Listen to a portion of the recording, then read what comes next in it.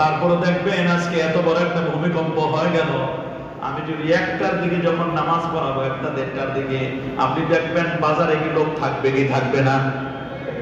রাস্তাঘাটে লোক, কই ভয়, কই ভয়? আপনারা তো বলেন ভয় ভয়, তারপরে দেখবেন কত লোক বাজারে এখনো আছে, একটু ভয় পাইল না,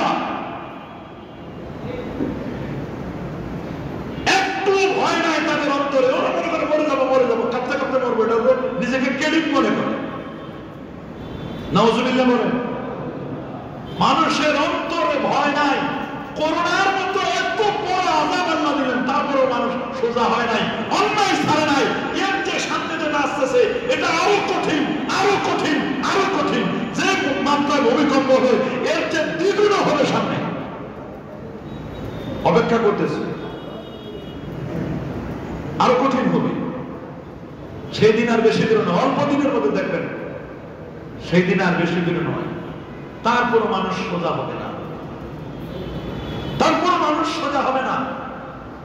এইরকম ভূমিকম্পের সময় তো সবাই মসজিদে এসে তওবা করার কথা, কথা বলেন না? এতক্ষণ তো 2তলা 3তলা 4তলা সব ভরে যাওয়ার কথা,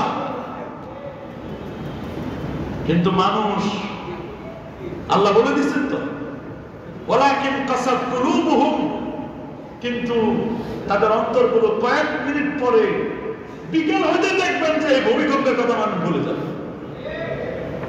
কথা বলেন, বিকেল লাগবে না, কয়েক ঘন্টার মধ্যে ভুলে যাবে। وَزَيَّنَ لَهُمُ الشَّيْطَانُ مَا كَانُوا يَعْمَلُونَ। আল্লাহ রাব্বুল আলামিন বলেন, শয়তান তাদের কাছে সব সুশোভিত করে দিবে। শয়তান বলবে এগুলো কিছুই না, আগের মতই তুমি চলো, সব ঠিক আছে। শয়তান মানুষকে ভুলাই দিবে, এগুলো ভূমিকম্প কিছুই না, একটু মোবাইলটা কাঁপে বসছে।